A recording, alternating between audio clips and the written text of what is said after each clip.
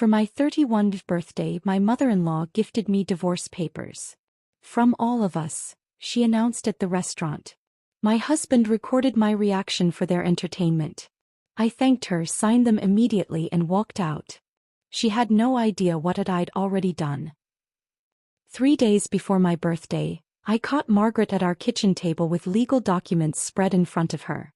When she saw me, she quickly gathered the papers and slipped them into a birthday envelope. "Just some family paperwork," she said with a strange smile. I assumed it was maybe property documents or insurance papers David needed to sign.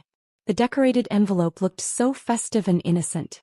That morning, I'd come downstairs early to make coffee before my shift at Romano's restaurant. The house was quiet and I expected to find the kitchen empty. Instead, Margaret sat hunched over official-looking papers, reading glasses perched on her nose as she examined each page carefully. Her concentration was intense, almost predatory, as she made notes in the margins with a red pen. The sound of my footsteps on the hardwood floor made her look up sharply. For a split second, her face showed something I'd never seen before. Not just disapproval or disappointment, but actual satisfaction. She moved with surprising speed for a woman in her 60s, gathering the documents into a neat pile and sliding them into what appeared to be a regular birthday card envelope. "Good morning, dear," she said, her voice artificially sweet in a way that immediately put me on edge. Margaret had never called me dear before. Usually she avoided using my name altogether, referring to me as David's wife, or simply she when talking to others. The sudden endearment felt wrong, like she was testing how it sounded before discarding it forever. The envelope itself was beautiful, pale pink with silver lettering that spelled, "Happy Birthday," in elegant script. Little butterflies danced around the edges and the whole thing looked expensive and thoughtful. Margaret held it carefully, running her fingers along the edges as if she was admiring her own selection. "I picked this one specifically for you," she said, watching my reaction closely. "Before we dive deeper into this incredible story of turning betrayal into triumph, please hit subscribe if you believe that honest work deserves respect, not shame. Your support helps us share more stories of women who refuse to stay down. Now, let's see how Margaret's cruelty backfired completely." I poured my coffee and tried to make casual conversation, asking if she needed help with whatever paperwork she was handling. Margaret's laugh was light and airy, completely different from her usual measured responses. "Oh, this is something special I've been working on for quite some time. David doesn't even know about it yet." The secrecy intrigued me. In 2 years of marriage, Margaret had never planned surprises or shown interest in gift-giving beyond obligatory holidays. She was practical and direct, not the type to spend time on elaborate presentations or sentimental gestures. The fact that she was putting effort into my birthday felt like progress in our difficult relationship. "It's something that will change everything," she continued, placing the envelope carefully in her purse. "I've been consulting with professionals to make sure everything is handled properly. You deserve something meaningful after all this time." Her words filled me with unexpected hope. Maybe Margaret had finally recognized my efforts to fit into their family. Perhaps she'd noticed how hard I'd been trying to find more respectable employment, or maybe she'd seen how much I loved David despite their constant criticism. The idea that she might be planning something special for my 31st birthday made me feel lighter than I had in months. David appeared in the kitchen moments later, already dressed for work. He kissed my cheek and grabbed his travel mug, but I noticed him exchange a meaningful look with his mother. They shared some kind of silent communication that excluded me entirely. When I asked if everything was all right, David just smiled and said they were planning something special for my birthday. The rest of that week, Margaret's behavior became increasingly strange and pleasant. She called me twice to ask about my schedule, making sure I'd be available for dinner on my birthday. She even suggested we celebrate at Romano's restaurant, which shocked me completely. Margaret had never shown interest in visiting my workplace, always making excuses when David suggested we eat there as a family. "I think it would be meaningful to celebrate where you work," she explained during one phone call. "It's important that we acknowledge all aspects of your life." The words sounded caring, but something in her tone made me uncomfortable. Margaret didn't speak in sentimental language or express interest in acknowledging my life.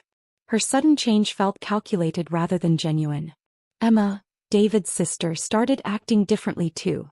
She'd smile mysteriously when Margaret mentioned my birthday plans, and she volunteered to help with arrangements without being asked. Emma usually avoided family events that involved me, claiming work or social conflicts. Her enthusiasm about my birthday dinner felt suspicious, but I pushed down my doubts and chose to focus on their apparent acceptance. David's excitement about the birthday celebration grew throughout the week. He'd check his phone constantly, responding to texts with satisfied grins. When I tried to peek at his messages, he'd angle the screen away from me playfully, saying it was surprise business that I wasn't allowed to see. His secretive behavior felt loving rather than threatening.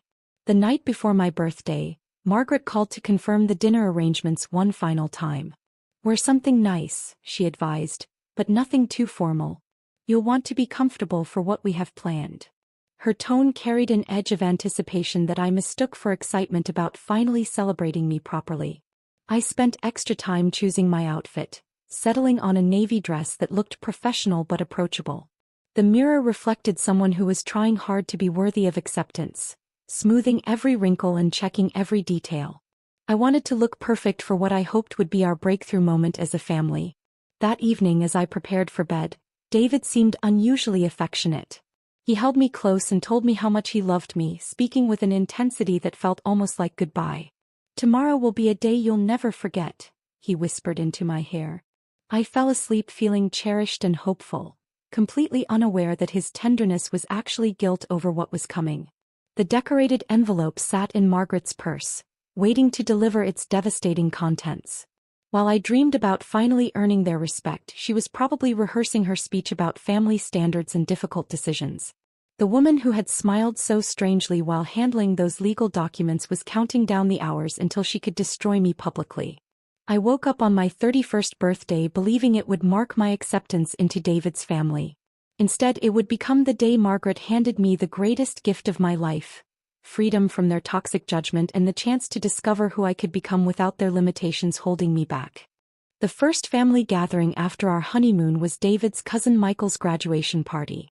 I spent 2 hours getting ready, choosing a conservative black dress and minimal jewelry, hoping to blend in quietly with the family. Margaret greeted me at the door with air kisses that never touched my cheeks, then immediately steered me toward a group of relatives I'd never met. "This is David's wife," she announced to the circle of well-dressed women. "She works in the service industry." The pause before those words was deliberate, giving everyone time to process what that meant. Aunt Patricia raised her eyebrows knowingly, while Cousin Janet made a sympathetic sound that felt more like pity than welcome. "How interesting," Janet said, her smile tight and condescending. "What kind of service work do you do?" Margaret jumped in before I could answer, explaining that I was still figuring out my career path, while working temporarily in food service. She made it sound like I was lost and directionless rather than employed and hardworking. The conversation continued around me as if I wasn't there. They discussed Michael's internship at a law firm, another cousin's promotion at a marketing company, and Emma's recent engagement to a doctor. When someone asked about my background, Margaret smoothly redirected the topic to David's accounting practice and how proud they were of his professional growth. I excused myself to use the bathroom, needing a moment to breathe away from their suffocating disapproval. In the hallway, I overheard Margaret telling someone, "We're hoping she'll find something more suitable soon. David deserves a wife who can contribute to their social position properly." The words stung because they reduced my entire identity to my perceived failure to meet their standards. Thanksgiving dinner 3 months later followed the same pattern but with increased intensity. Margaret had invited extended family, including relatives I'd only met once at the wedding. As we went around the table sharing what we were thankful for, she made sure to highlight everyone's professional achievements while strategically skipping over me entirely. "I'm thankful for Emma's engagement to Dr. Patterson," Margaret said, beaming at her daughter. "And for David's growing client base at his accounting firm. It's wonderful to see young people establishing themselves professionally." When my turn came, I mentioned being grateful for family and good health, avoiding any reference to work that might trigger another lecture. Margaret's sister Patricia pulled me aside after dinner, ostensibly to help with dishes but actually to deliver unsolicited advice. "You know, dear, Margaret just wants what's best for David. Have you considered going back to school? There are so many opportunities for women willing to improve themselves."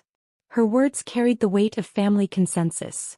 They'd all discussed my inadequacies and agreed on solutions.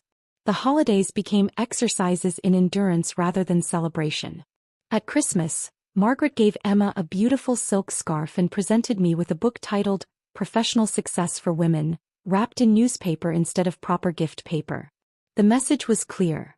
Everyone else received gifts while I received homework assignments for becoming acceptable. David's birthday party in February revealed how deeply the family dynamics had shifted.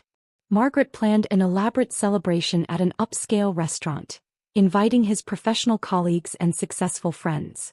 I wore my best dress and tried to participate in conversations about business trends and investment strategies, but my contributions were met with polite smiles that quickly faded. When someone asked about my work, David actually stepped in before I could answer.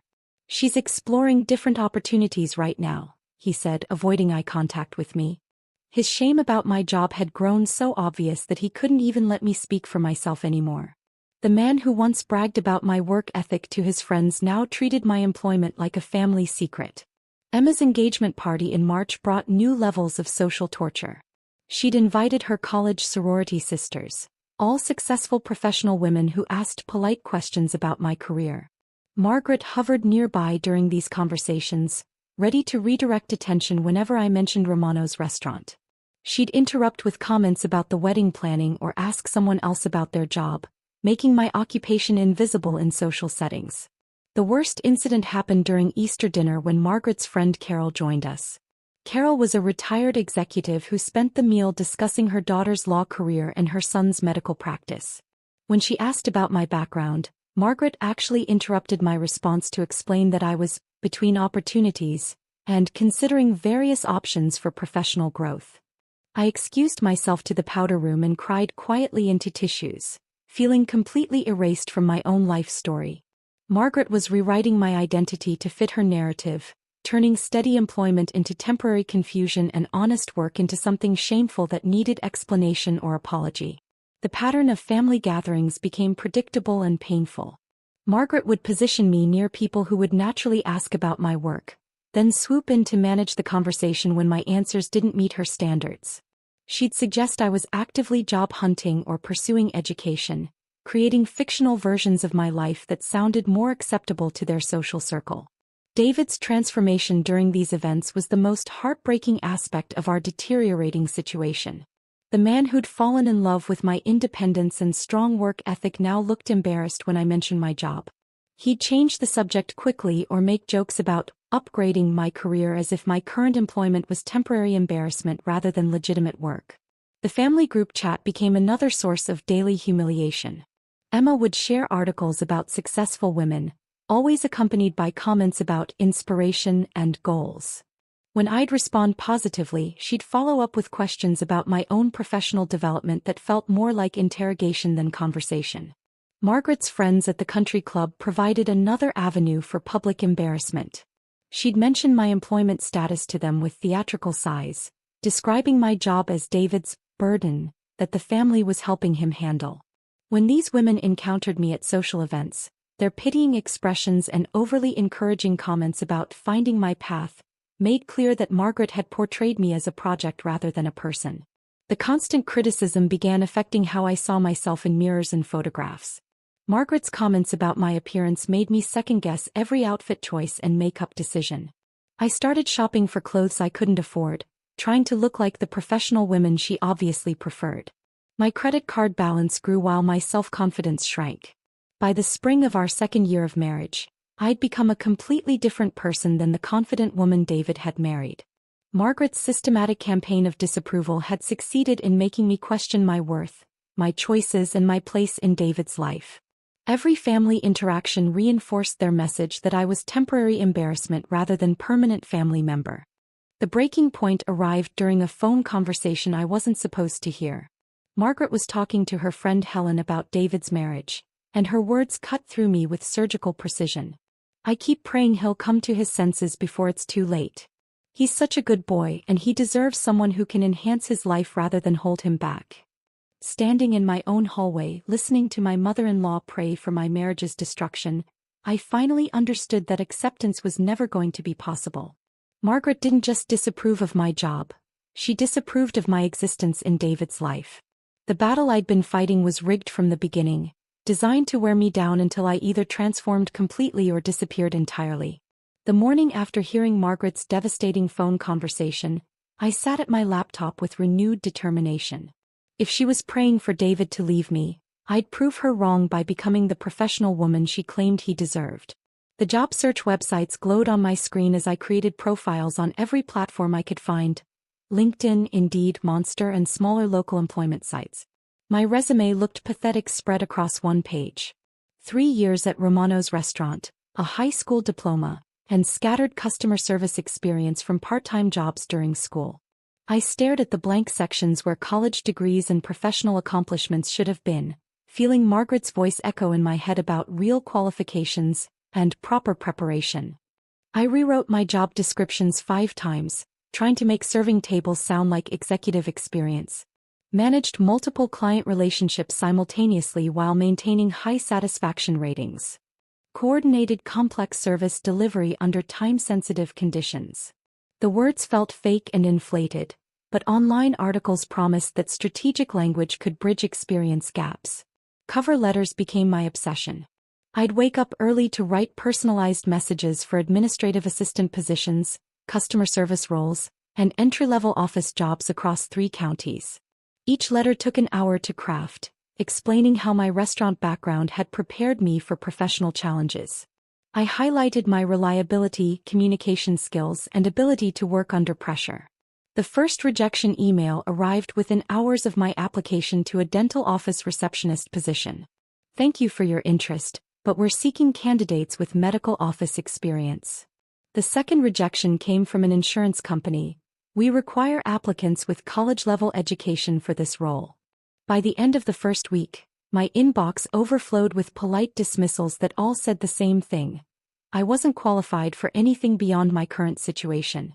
David found me crying over my laptop one evening after a particularly brutal day of rejections. "Maybe you're aiming too high too fast," he suggested, rubbing my shoulders. "There's nothing wrong with starting smaller and working your way up." His words were meant to comfort, but they echoed his mother's constant message that I should lower my expectations rather than raise my qualifications. The interview at Henderson Insurance Company became my first real-world lesson in professional humiliation. The office building intimidated me from the moment I walked through the glass doors. Women in sharp suits clicked across marble floors in expensive heels, carrying leather briefcases and speaking confidently into wireless headsets. I felt underdressed despite wearing my best outfit. Mrs. Henderson, the hiring manager, looked at my resume for exactly 30 seconds before setting it aside. "Your background is quite limited for this position," she said, not bothering to hide her disappointment. "We typically hire candidates with insurance experience or business degrees. What made you think you'd be qualified for account management?" My carefully prepared answers about transferable skills and eagerness to learn fell flat in that sterile conference room. Mrs. Henderson actually checked her watch while I spoke, making it clear that my time was being wasted along with hers. "Perhaps you should consider positions more aligned with your current skill set," she suggested, ending the interview 15 minutes early. The drive home from that disaster was the longest 20 minutes of my life. I sat in the parking lot afterward, replaying every awkward moment and cringing at my naive optimism. Margaret's voice played in my head like a broken record. "Some people just aren't meant for professional environments." Community college enrollment became my next desperate strategy. The evening business program promised to give me the credentials Margaret claimed I lacked. I registered for Introduction to Business, Basic Accounting, and Professional Communication, paying the fees with money I'd been saving for new furniture. My first night in class revealed how unprepared I was for academic challenges. The other students were mostly working professionals seeking advancement or career changes. They spoke confidently about their corporate experiences while I sat quietly, taking notes and hoping no one would ask about my background. Professor Martinez assigned a project about professional networking that required interviewing someone in our desired field. I had no connections in business, no professional contacts, and no idea how to approach strangers for informational interviews. While classmates discussed their mentors and industry contacts, I realized how isolated I was from the professional world. David's reaction to my college enrollment was lukewarm at best. "Are you sure this is worth the time and money?" he asked when I showed him my class schedule. "Maybe you should focus on finding work first and worry about education later." His practical concerns made sense financially, but his lack of enthusiasm for my efforts felt like another vote of no confidence. My performance at Romano's restaurant began declining as stress and exhaustion took their toll. Late nights studying left me tired during busy shifts, and constant rejection from job applications made me lose the cheerful energy that customers appreciated. I'd catch myself spacing out while taking orders, distracted by interview preparation or homework assignments. Mr. Romano noticed the change immediately. "You seem troubled lately," he said during a quiet afternoon shift. "Is everything all right at home?" His genuine concern made me want to confess everything, but how could I explain that my husband's family was systematically destroying my confidence? Instead, I blamed general stress and promised to do better. Maria, the head cook, became my unofficial therapist during work breaks. She'd noticed my red eyes after particularly difficult evenings of job hunting and would wordlessly hand me extra coffee or a plate of food I hadn't ordered. "Education is good," she said one day, "but don't let anyone make you ashamed of honest work." The financial pressure of my improvement campaign created new problems at home. Interview clothes, gas money for driving to different cities, textbooks, and tuition fees strained our already tight budget. David started questioning every purchase, asking if new professional outfits were really necessary when I wasn't getting hired anyway. "Maybe we should take a break from all this," he suggested after reviewing our credit card statements. "You're spending more money trying to get jobs than you'd earn in the first few months." His practical observation felt like abandonment when I desperately needed his support for this uphill battle. The community college library became my refuge from both family criticism and financial stress. I'd sit in quiet corners surrounded by business textbooks and career development guides, trying to absorb knowledge that might make me worthy of professional consideration. Other students would form study groups, but I remained isolated, too embarrassed about my background to seek academic partnerships. My grades were excellent, proving I had the intelligence Margaret claimed I lacked. Professor Martinez praised my written assignments and asked me to share my customer service insights with the class. For 3 hours each week I felt valued and capable, but those feelings evaporated the moment I returned home to face family disapproval. The spring semester brought advanced business communication and my first presentation assignment. Standing in front of the class, explaining customer relationship management principles I'd learned through restaurant work, I felt confident and knowledgeable. My classmates asked thoughtful questions and seemed genuinely interested in my practical experience. That confidence lasted until I shared my academic success with David over dinner. "That's great," he said absently, scrolling through his phone. "Maybe Margaret will be impressed when you finish the program." His response reduced my achievement to ammunition in the ongoing war for his mother's approval rather than recognizing my personal growth. The semester ended with strong grades and renewed hope, but job applications continued yielding the same rejections. Insufficient experience. Looking for candidates with degree completion. Position requires corporate background. Each email reinforced the message that education alone wouldn't bridge the gap between my current reality and their expectations. Margaret's reaction to my academic progress was predictably dismissive. "Community college is a good start," she said when David mentioned my grades. "Though real career advancement usually requires proper university education." Even my success became evidence of my continued inadequacy in her relentless campaign to prove I wasn't good enough for her son. Summer arrived with my determination intact despite Margaret's dismissive comments about community college. I created spreadsheets to track my job applications, color-coding them by status and follow-up dates. Green for submitted, yellow for pending responses, red for rejections. Within 3 weeks, my screen was overwhelmed with red cells, each one representing another door that had slammed shut. The rejection from Pinnacle Marketing came with particular sting.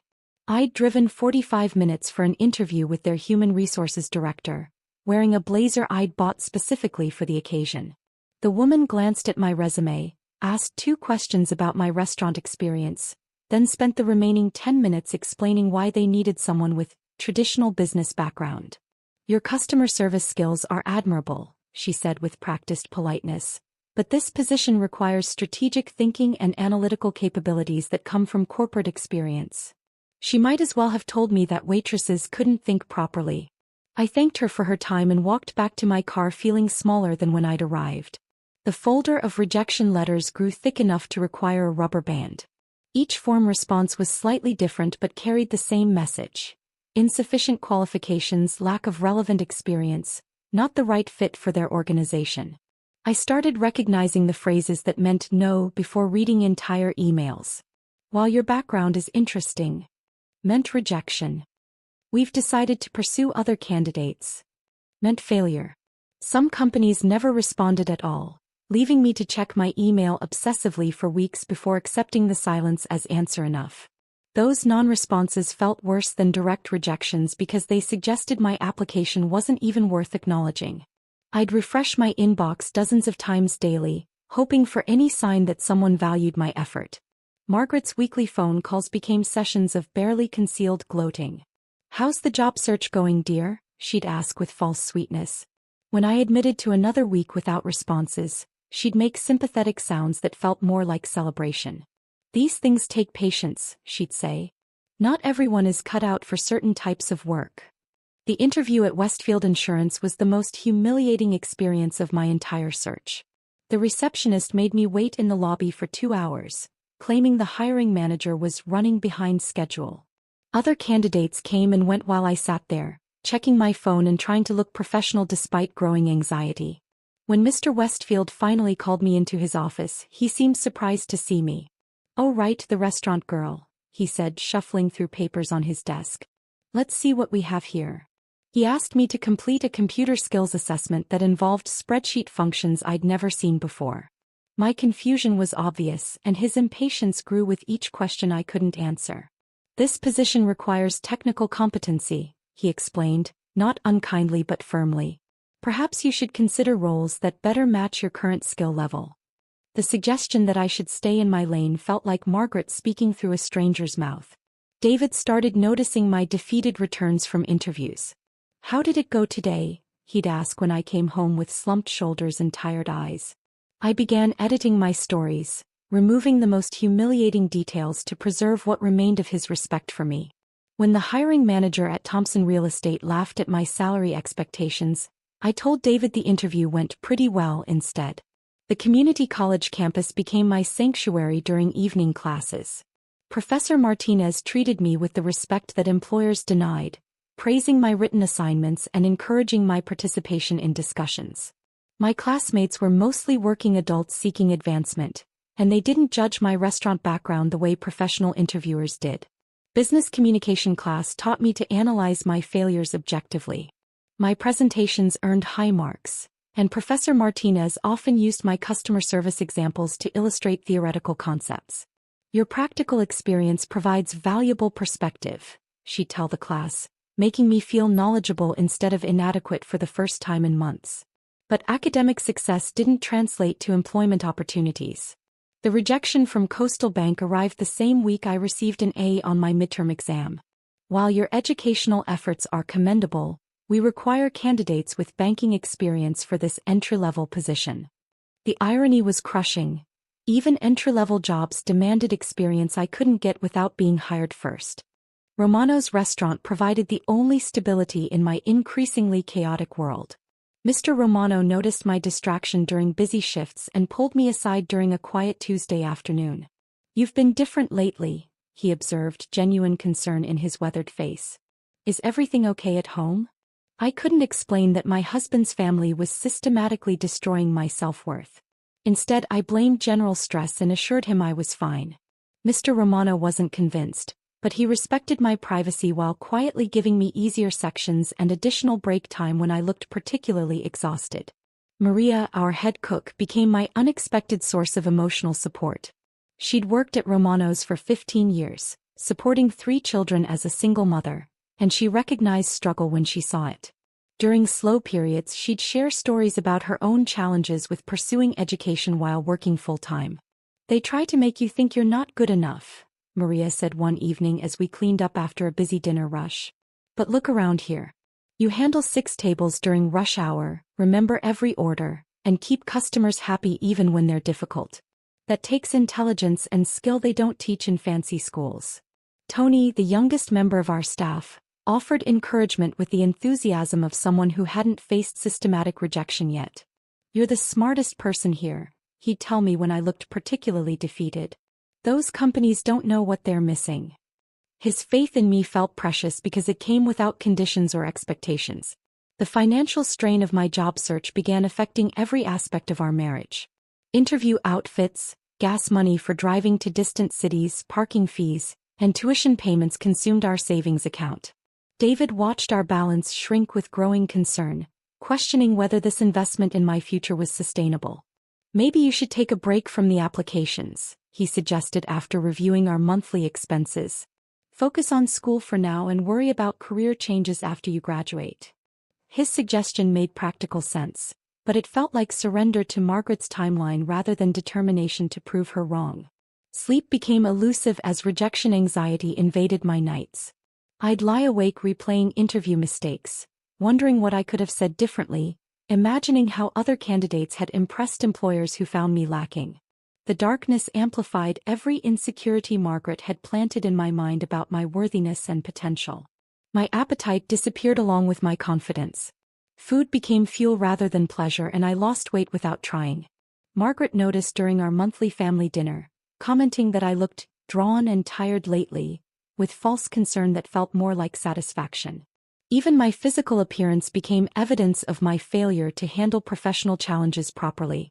The stack of rejection letters grew so thick that I had to move them to a larger folder. Each response represented hours of preparation, hope, and eventual disappointment. Some employers had been kind in their rejections, others brutally honest about my inadequacy, but the result was always the same: I wasn't good enough for the professional world that David's family inhabited. By autumn, I'd applied to 47 different positions across 4 counties. The rejections had become routine, but they still stung with fresh intensity each time. Margaret's prediction about my limitations seemed to be proving accurate, and the professional world appeared determined to keep me exactly where I was, serving tables while dreaming of acceptance I'd never achieve.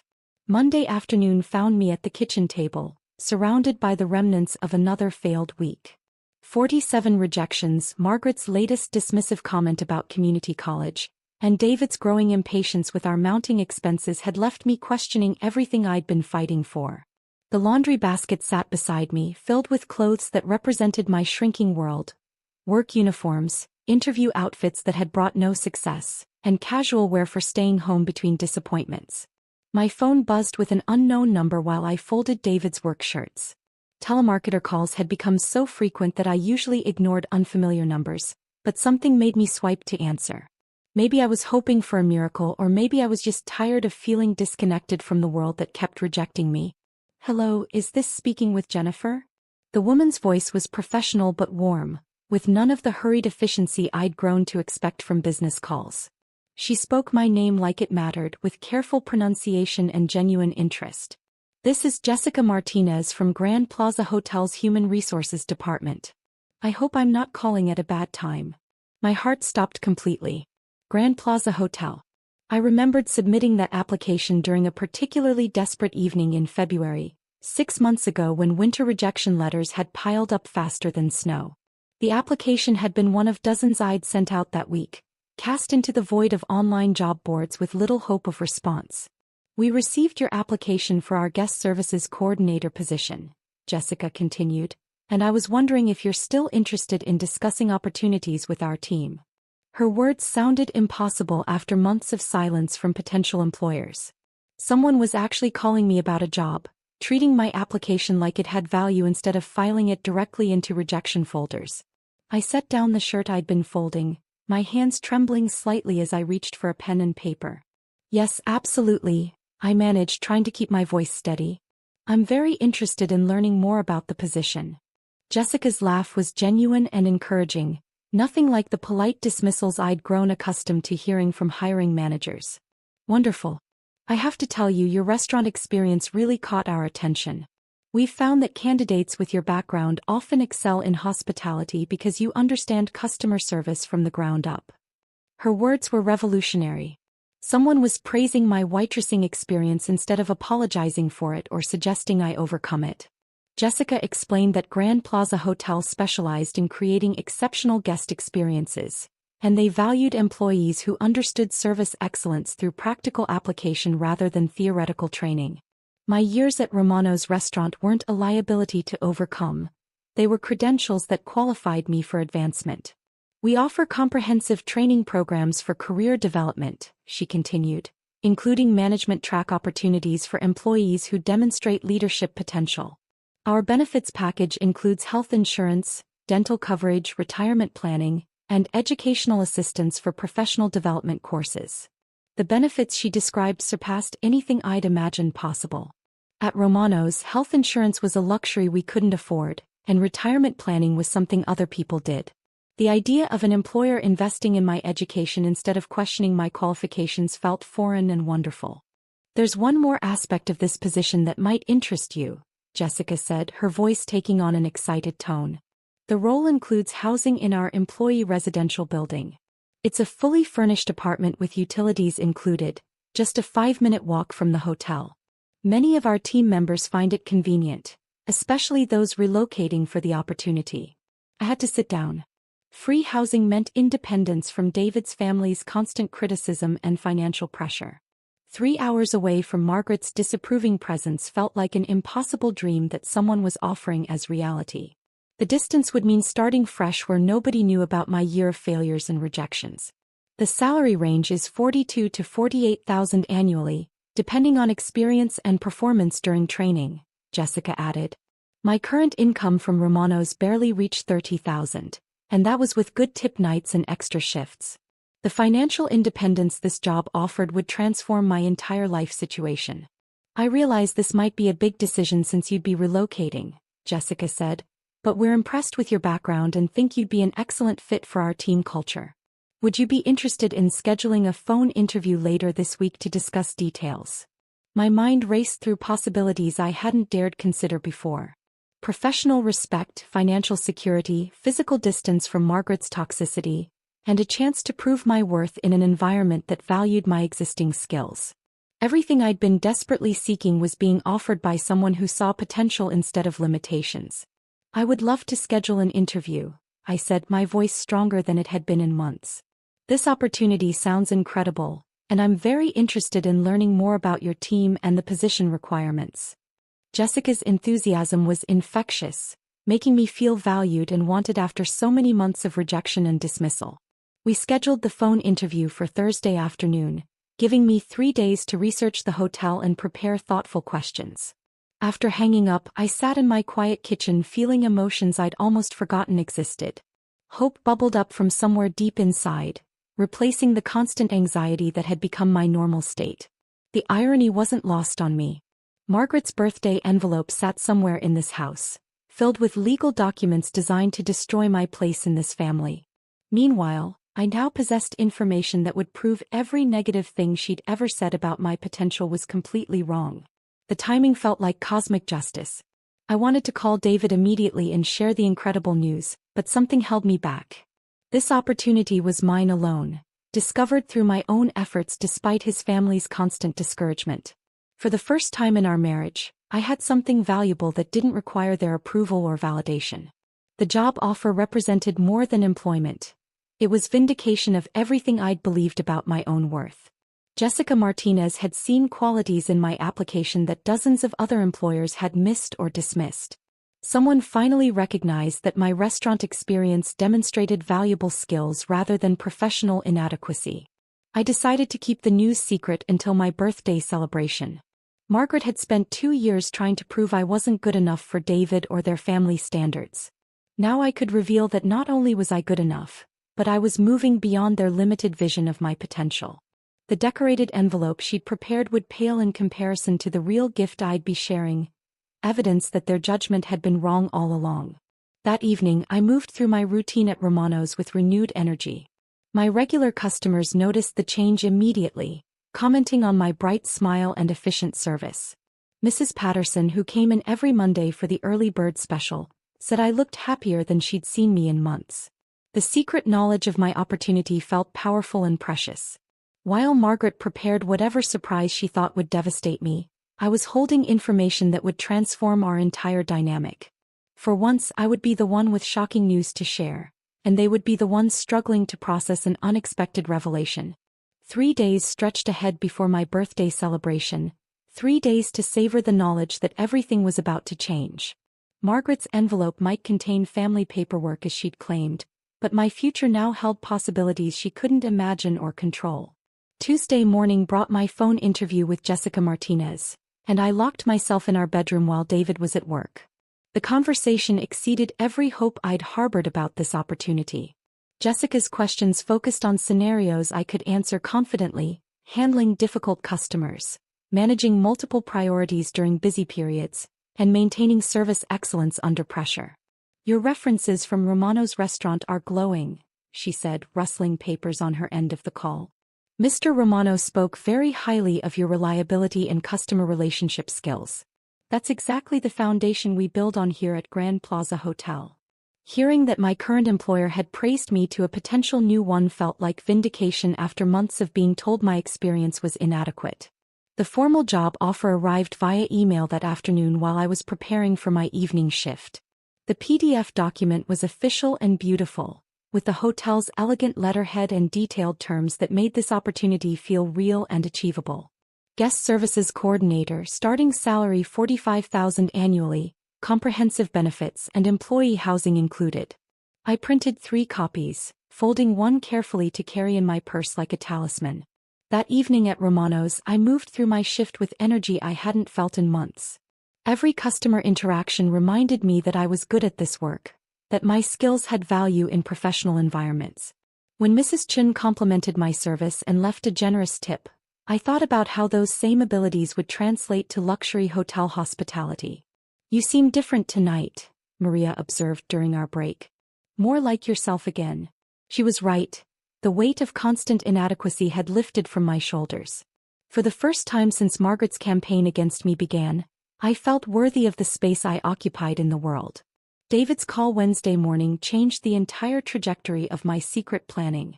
"Mom wants to take you out for your birthday tomorrow," he said, excitement obvious in his voice.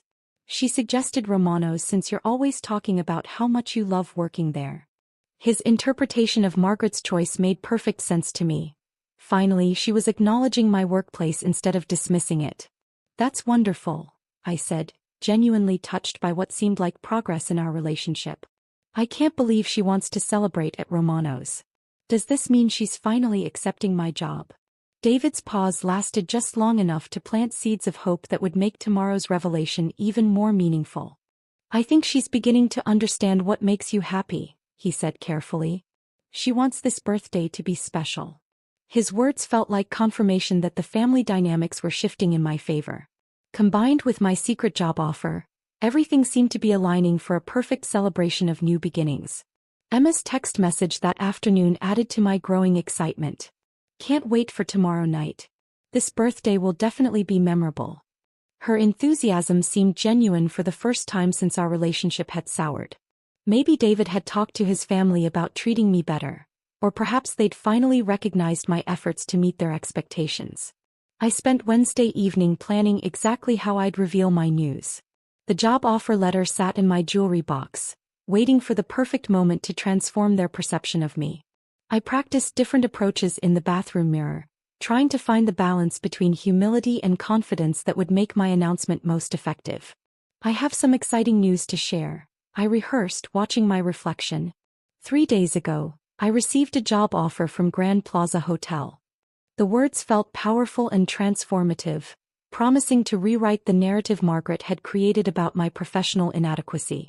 I imagined her shocked expression, David's proud smile, and Emma's grudging respect. Thursday morning shopping became an adventure in self-expression I hadn't allowed myself in months. I chose a navy dress with subtle elegance that would photograph well if David decided to capture the moment. The fabric felt expensive against my skin, and the cut was flattering without being flashy. I wanted to look like the professional woman I was about to become. My hair appointment at Sandra's salon was a luxury I justified as investment in my future image. Sandra had been cutting my hair for years, and she noticed my improved mood immediately. "You're glowing today," she said, styling my hair into soft waves that looked sophisticated but approachable. "Something good must be happening in your life." "Something wonderful," I confirmed, watching her work magic with curling iron and styling spray. "I can't talk about it yet, but tonight is going to change everything." Sandra's knowing smile in the mirror made me feel like we were conspirators in some beautiful plot that would unfold in just a few hours. The phone interview confirmation from Jessica had been brief but reassuring. "We're moving forward with the hiring process," she'd said. "Pending your acceptance, we'd like you to start in 2 weeks. Does that timeline work for your situation?" 2 weeks felt perfect. Enough time to process this major life change, but soon enough to escape Margaret's influence before it could undermine my confidence further. I practiced my announcement during the drive to Romano's, speaking to my reflection in the rearview mirror at red lights. "I wanted to share some wonderful news with all of you," I'd say after the birthday celebration wound down. "I've been offered a position at Grand Plaza Hotel." The words felt foreign and exciting, like trying on clothes that were too expensive but fit perfectly. My anticipation grew as I parked outside the restaurant where I'd spent 3 years building skills that someone finally valued. Mr. Romano waved from behind the counter, probably wondering why I was arriving as a customer instead of an employee. Tonight, I'd be able to tell him about my career advancement while thanking him for the foundation he'd helped me build. The secret job offer had given me armor against Margaret's usual criticism throughout the week. When she'd commented on Tuesday about my dead-end situation, I'd simply smiled and said things were looking up. When she'd mentioned on Wednesday that David needed a wife who could contribute meaningfully to their social position, I'd agreed completely, knowing I was about to exceed her wildest expectations. Emma's social media posts about ambitious women throughout the week had bounced off me harmlessly. Her passive-aggressive comments about education and career advancement felt irrelevant when I knew I was about to leap ahead of her expectations entirely. Soon she'd see that I'd been ambitious all along. I just needed someone to recognize my potential. David's excitement about tonight had grown increasingly obvious. He checked his phone constantly, responding to family group texts with satisfied grins. When I'd asked about the birthday plans, he just smiled mysteriously and said I'd love what they had prepared. His secretive behavior felt loving and conspiratorial rather than threatening. The jewelry box in our bedroom held my job offer letter like a secret weapon waiting for deployment. Tonight, that folded document would transform me from Margaret's disappointing daughter-in-law into a professional success story that exceeded their demands. The woman who'd spent a year praying for my failure was about to witness my greatest triumph. Walking toward Romano's entrance for my birthday celebration, I felt lighter than I had since our wedding day. The secret knowledge of my future gave me confidence to face whatever family dynamics awaited inside. Margaret's decorated envelope might contain family paperwork, but my purse held the key to freedom, respect, and vindication of everything I'd endured while proving my worth to people who'd never deserved my efforts. The bell above Romano's entrance chimed as I pushed through the familiar glass door, my family following behind me into the warm, welcoming atmosphere I'd called my second home for 3 years. The evening light filtered through checkered curtains, casting golden shadows across tables where I'd served countless meals and built relationships with regular customers who'd become friends. "Jennifer." Mr. Romano's voice boomed across the dining room as he spotted our group. His weathered face broke into the genuine smile I'd grown to treasure during difficult months of family criticism. He hurried over, wiping his hands on his apron, clearly pleased to see me arriving as a customer rather than an employee. "This must be the birthday celebration you mentioned. Mr. Romano, I'd like you to meet my family," I said with pride that surprised even me. "This is my husband David, his mother Margaret, and his sister Emma." Mr. Romano shook hands warmly with each of them, his enthusiasm infectious as he welcomed them to his restaurant. I felt grateful that Margaret would finally see the respect and affection I'd earned in this place. Margaret's smile was polite but strained as she surveyed the modest dining room with critical eyes. The red vinyl booths, mismatched chairs, and handwritten specials board clearly didn't meet her usual standards. But she was here making an effort for my birthday, and that felt like progress worth celebrating. "We'll take good care of you tonight," Mr. Romano promised, leading us to the corner booth I'd suggested when David asked about seating preferences. The spot offered privacy for family conversation while giving me clear view of the kitchen where Maria worked her magic with traditional Italian recipes. Maria caught my eye from behind the service window and winked conspiratorially. She'd probably noticed my improved mood throughout the week and was happy to see my family finally celebrating with me at Romano's. Tony, busy setting up tables for the dinner rush, gave me a thumbs up and mouthed "Happy birthday," with his characteristic enthusiasm. Settling into the booth felt surreal. I'd served countless meals at this very table, but now I sat as a guest while different servers handled our order. Margaret examined the laminated menu with visible skepticism, her manicured fingers holding it like it might contaminate her hands. Emma scrolled through her phone, occasionally glancing up to exchange meaningful looks with David. "The chicken parmesan is excellent here," I suggested, trying to bridge the gap between my two worlds. "Mr. Romano's wife makes the sauce from her grandmother's recipe." Margaret nodded politely but ordered the most expensive item on the menu, lobster ravioli that cost $28 and wasn't even one of our signature dishes. David's behavior throughout dinner struck me as nervous excitement. He kept checking his phone under the table, responding to texts with quick thumbs while trying to maintain normal conversation. When I asked about work, his answers were distracted and brief. He seemed focused on something more important than our discussion about his latest accounting clients. "Are you expecting an important call?" I asked when his phone buzzed for the fourth time during our appetizer course. David glanced at Margaret before answering, receiving some kind of silent approval that I interpreted as family consideration for my birthday celebration. "Just coordinating some surprise elements for tonight," he said with a smile that didn't quite reach his eyes. Margaret's conversation throughout dinner felt artificial and rehearsed. She asked questions about my classes at community college with false interest, nodding along to my answers while clearly thinking about something else entirely. Her usual criticism was absent, replaced by an odd pleasantness that should have warned me but instead filled me with hope.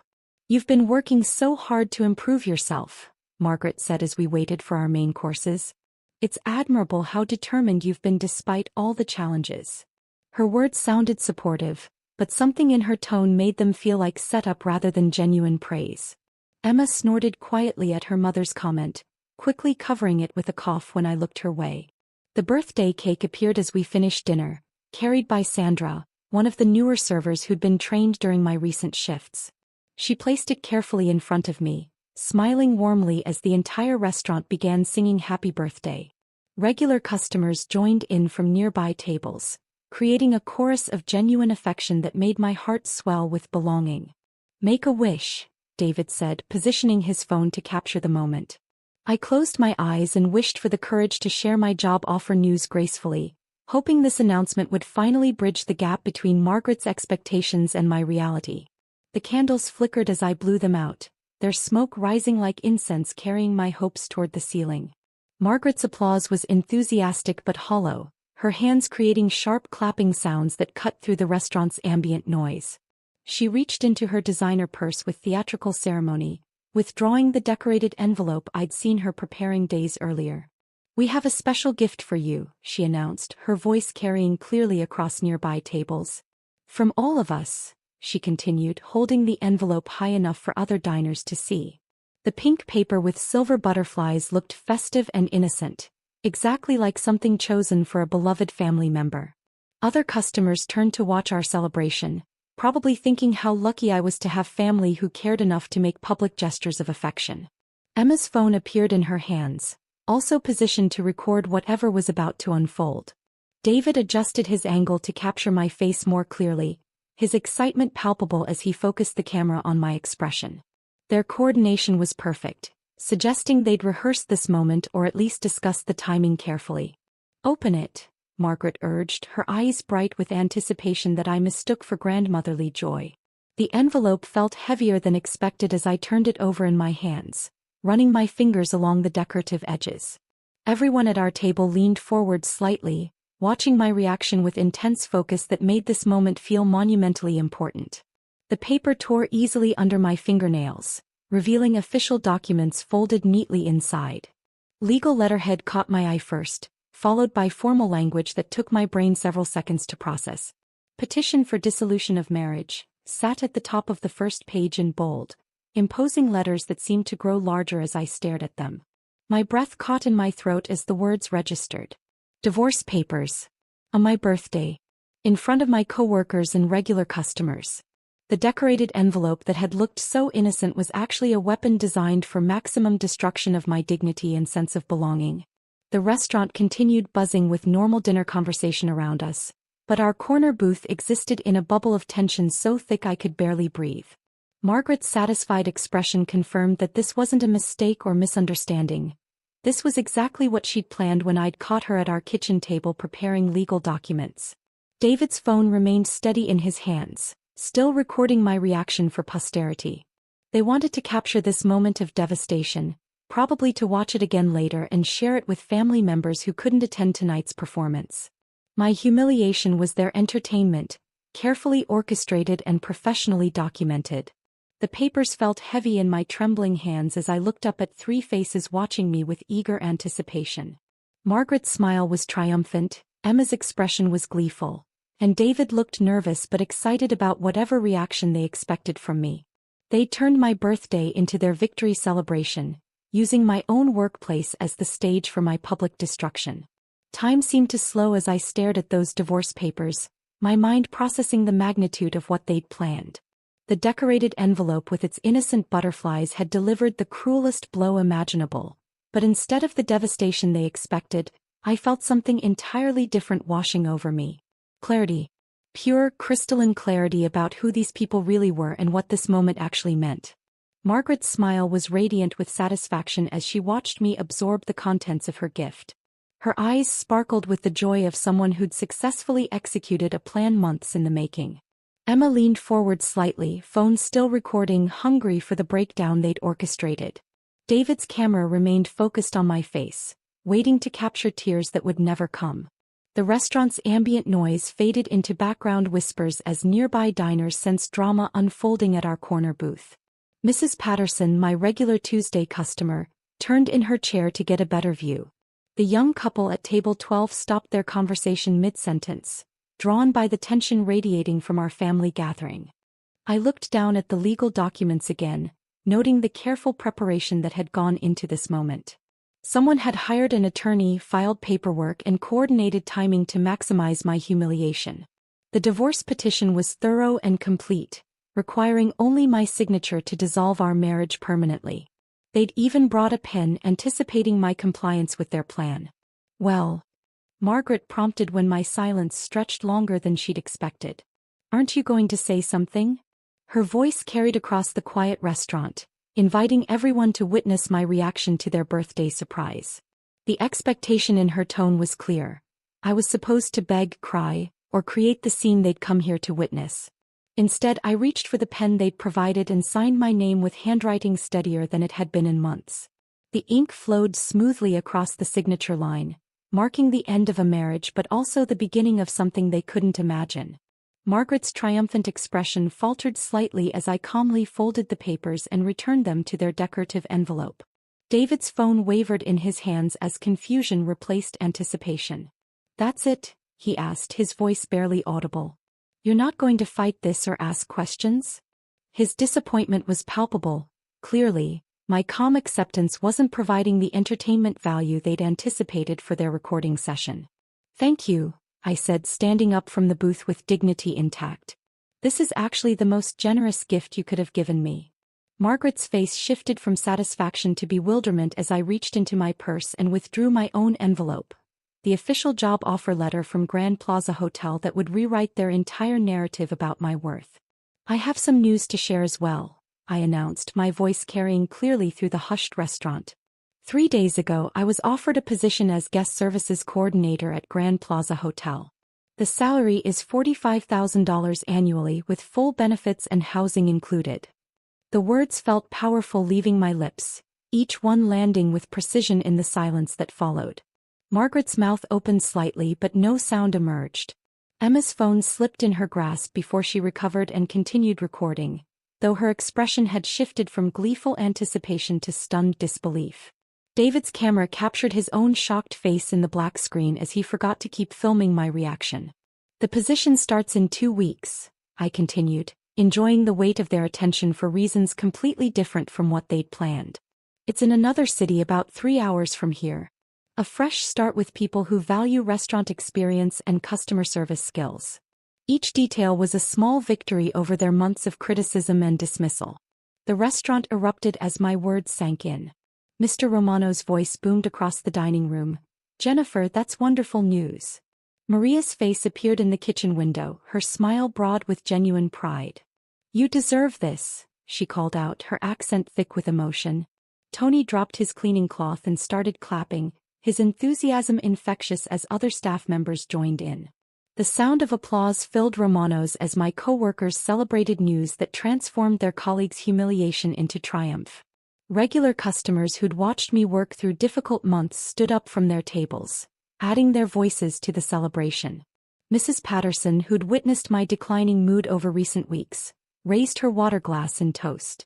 "To Jennifer and her bright future," she declared, prompting other diners to join her impromptu celebration. The restaurant became a community rallying around someone they'd watched struggle, their genuine joy drowning out the family who'd tried to destroy me. Margaret's face cycled through emotions I'd never seen before. Confusion gave way to disbelief, then something that looked disturbingly like fear. She'd expected to deliver a devastating blow to a vulnerable woman, not hand freedom to someone who'd already secured her independence. Her carefully planned moment of triumph was collapsing into public embarrassment. "You knew about this job when you signed those papers?" David asked, his voice strained with the realization that I'd outmaneuvered them completely. His phone hung forgotten in his lap as he processed that his wife had just accepted divorce while holding a career opportunity that exceeded every criticism his family had leveled against me. "I received the offer 3 days ago," I confirmed, watching his face pale as the timeline clicked into place. "The same day you all started acting mysteriously excited about my birthday celebration." Emma's phone captured David's growing understanding that their surprise had backfired spectacularly. The irony was perfect and devastating. Margaret had handed me divorce papers expecting to break me, but she'd actually freed me to pursue the professional respect she'd always claimed I couldn't achieve. Their cruelty had eliminated the only obstacle preventing me from accepting an opportunity that would prove every negative thing they'd said about my potential was wrong. "The training program includes management development," I added, pulling the official letterhead from my purse to show them. "They specifically recruited me because of my restaurant background. Apparently, my experience here at Romano's demonstrates exactly the skills they value for advancement in hospitality management." Mr. Romano appeared beside our table, his face glowing with pride as he looked at the job offer. "Jennifer is one of our finest employees," he told Margaret directly. "Smart, dedicated, and respected by everyone here. This hotel is lucky to have her." His words carried the weight of 3 years watching me work with integrity and skill. Margaret's silence was deafening. The woman who'd spent 2 years lecturing me about professional inadequacy now sat speechless as my co-workers celebrated an achievement that invalidated every criticism she'd made. Her decorated envelope had delivered my freedom instead of my destruction. Emma lowered her phone slowly, finally understanding that their perfectly planned ambush had become my moment of vindication. The video they'd intended to share as entertainment would now document their own failure to recognize worth that others had discovered and valued. David stared at the job offer letter like it was written in a foreign language. 2 years of supporting his mother's criticism had just cost him a wife who was walking away with professional success, financial independence, and the moral high ground he'd helped them steal from me. The silence that followed my job announcement stretched across Romano's dining room like a held breath.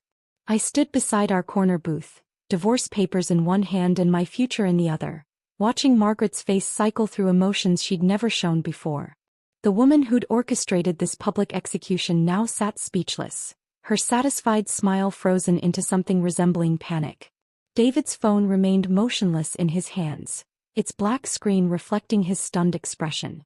The video he'd been so eager to capture had become evidence of his own miscalculation rather than my humiliation. His finger hovered over the record button, uncertain whether to continue documenting a moment that was spiraling beyond their control. "You planned this," Margaret finally whispered, her voice barely audible above the restaurant's ambient noise. "You knew about the divorce papers." Her accusation carried no conviction because she was beginning to understand that my calm reaction wasn't planned. It was genuine relief disguised as composure. "I planned nothing," I replied, my voice steady and clear enough for nearby tables to hear. You handed me freedom I didn't even know I wanted. 3 days ago, while you were preparing those papers, I received validation that everything you've said about my limitations was wrong. The timing was perfect, almost supernatural in its irony. Emma's phone captured her mother's growing realization that their surprise had backfired completely. Margaret had expected tears, pleas for forgiveness, or desperate attempts to salvage our marriage. Instead, she'd handed liberation to someone who was already planning to leave their toxic judgment behind forever. $45,000, I repeated, letting the number sink into their consciousness. Plus benefits, housing, and career advancement opportunities. The management training program starts with my employment. Each detail was a small explosion in their narrative about my professional inadequacy. Mr. Romano reached our table, his weathered hands clasping mine with fatherly pride. "Jennifer, this is incredible news," he said loudly enough for the entire restaurant to hear. "Grand Plaza Hotel is getting someone special. We're going to miss you terribly, but this opportunity is exactly what you deserve." His words carried the weight of 3 years watching me handle difficult customers, work double shifts without complaint, and maintain grace under pressure that would have broken less determined people. Mr. Romano's public endorsement validated my character in front of witnesses who'd just observed Margaret's cruelty. Maria emerged from the kitchen, flowers still dusting her apron from preparing evening specials. "You're going to be amazing," she called out, her accent thick with emotion. "Show them what Romano's girls can do when given real chances." Her pride felt maternal and protective, the opposite of Margaret's toxic influence. Tony appeared beside Maria, his young face beaming with excitement. "This is the best birthday surprise ever," he declared, loud enough for everyone to hear. "You're going to run that whole hotel someday." His enthusiasm was infectious, spreading through the restaurant staff like wildfire. Regular customers began approaching our table, drawn by the celebration and curious about the dramatic shift in atmosphere. Mrs. Chin, who always requested my section on Friday nights, squeezed my shoulder gently. "Good for you, honey. You always seem too smart for—" She paused, glancing at Margaret, "for staying in one place forever." The contrast between my supporters and David's family became stark and undeniable. Romano's staff and customers surrounded me with genuine affection and pride, celebrating someone they'd watched struggle with dignity and persistence. Meanwhile, Margaret, David, and Emma remained frozen at their table, processing how their moment of triumph had transformed into public embarrassment. "When do you start?" Mr. Romano asked, his question drawing more staff members into our growing circle of celebration.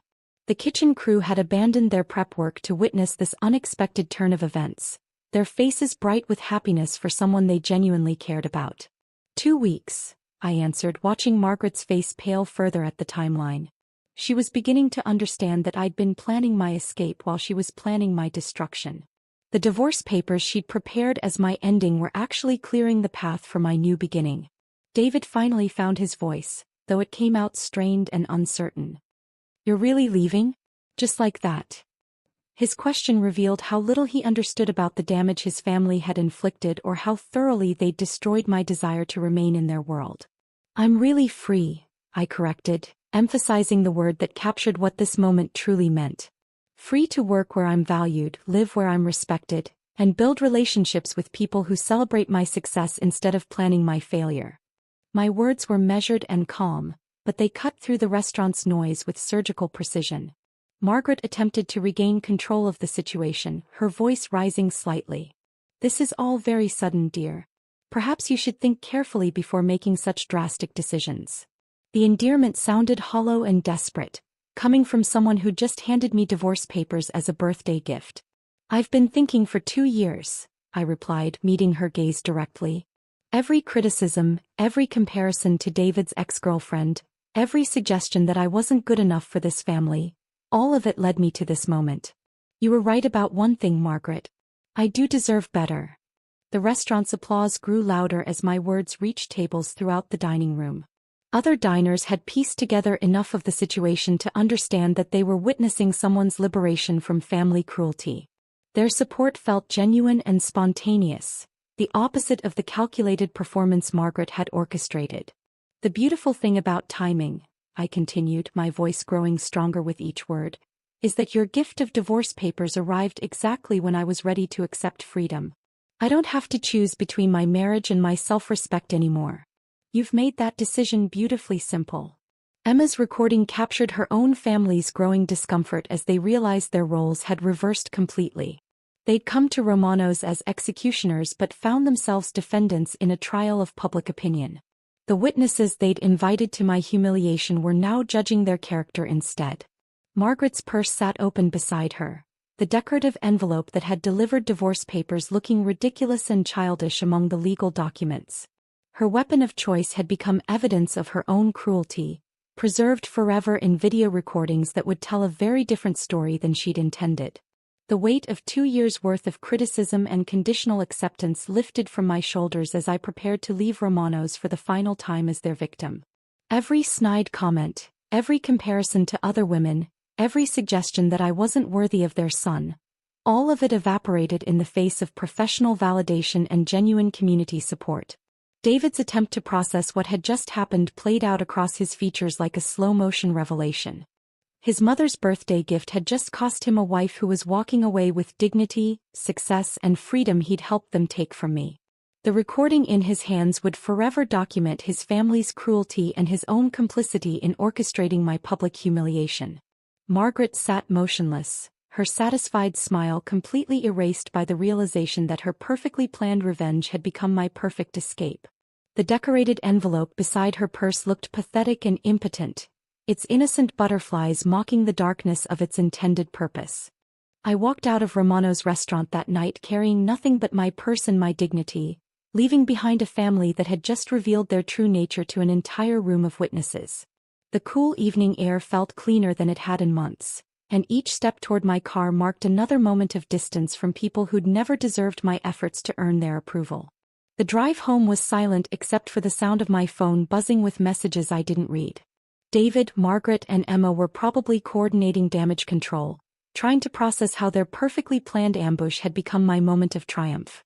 Their desperate attempts to reach me felt powerless now that I held the key to my own future. 2 weeks later, I stood in the marble lobby of Grand Plaza Hotel, wearing a professional uniform that actually felt like armor instead of costume. The nameplate on my chest read, "Jennifer Walsh, Guest Services Coordinator," in elegant script that made me smile every time I caught my reflection in the lobby's mirrors. My maiden name had returned along with my self-respect.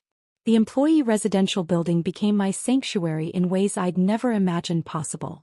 My furnished apartment was small but beautifully designed, with large windows overlooking the city skyline and a balcony where I could drink morning coffee in peaceful silence. No one criticized my choices, questioned my worth, or made me feel like an unwelcome guest in my own home. Jessica Martinez became more than my supervisor. She became a mentor who saw leadership potential that Margaret had spent 2 years trying to convince me didn't exist. During my first month, Jessica assigned me to handle VIP guest relations, trusting my Romano's experience to manage demanding clients with grace and professionalism. "Your restaurant background gives you instincts other coordinators have to learn through training," Jessica explained during my 30-day review. "You read people naturally, anticipate needs before they're expressed, and handle pressure without losing your composure. Those skills are exactly what luxury hospitality requires." The management training program opened doors I'd never imagined walking through. Corporate communication seminars taught me business language that made my community college courses feel like elementary preparation. Leadership workshops revealed strengths I'd possessed all along but had been taught to doubt under Margaret's constant criticism. My first promotion to Assistant Guest Services Manager came 4 months after starting, accompanied by a salary increase that pushed my annual income above $50,000. The raise meant I could afford luxuries I'd only dreamed about during my struggling years: quality clothes, regular salon appointments, and savings accounts that actually grew instead of shrinking under financial pressure. Word of my success began filtering back through mutual acquaintances in ways that felt like cosmic justice. Linda, Margaret's country club friend, happened to stay at Grand Plaza Hotel during a business trip. She recognized my name on the staff directory and specifically requested my assistance with her corporate event arrangements. "You're David's ex-wife, aren't you?" Linda asked during our consultation meeting. "Margaret mentioned you worked in hospitality, but she never said you were management at such a prestigious hotel." Her surprise was genuine and telling. Margaret had obviously downplayed my achievements to maintain her narrative about my inadequacy. Linda's glowing review of my professional service reached Margaret through their social network within days. The woman who dismissed me as a mere waitress had to hear detailed praise of my competence from her own friends. My success was becoming impossible for Margaret to minimize or explain away through her usual dismissive tactics. David's attempts to reconnect began arriving through social media messages I never answered. His texts grew increasingly desperate as he realized what he'd lost. But Margaret's lessons about recognizing value only after destruction had taught me not to trust people who celebrated my perceived failures. His regret felt hollow compared to the genuine respect I'd found in my new environment. The divorce settlement proceedings worked entirely in my favor thanks to their own documentation. David's video recording of the birthday ambush became evidence of planned emotional cruelty that his attorney couldn't explain away. No judge would award alimony or shared assets to someone who'd orchestrated public humiliation for entertainment purposes. Margaret's legal strategy backfired as completely as her birthday surprise.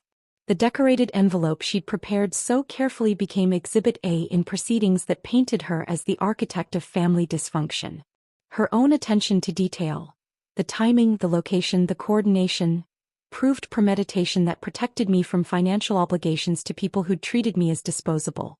6 months after that night at Romano's, I was promoted again to guest services manager, supervising a team of 12 coordinators across 3 departments. The position came with a company car, expense account, and salary approaching $60,000 annually.